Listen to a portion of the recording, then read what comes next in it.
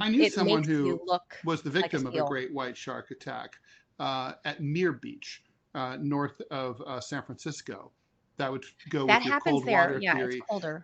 But anyway, she was surfing, and she was suddenly found herself in the mouth of a great white shark moving at Oh great my speed. God. And Oh my she God.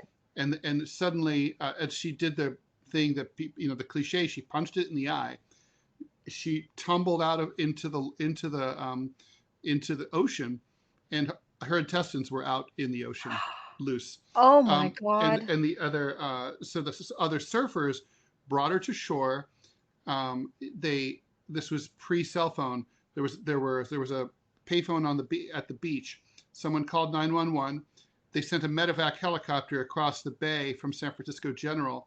They Oh my landed on the beach, and it was these badass former Vietnam medics who responded, and Amazing. they Who were are like, used to seeing guts spilled. yeah, and who also are just really amazing at their jobs. And so they said, listen, honey, it's 8 minutes back to San Francisco General, and you don't have 8 minutes. We have to do this right here and now. And so they sewed her up, nasty style, right on the spot, like with a needle and thread, no anesthesia.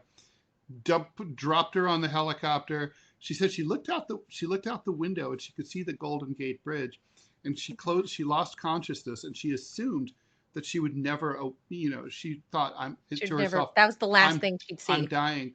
And then she woke up 3 days later, really surprised.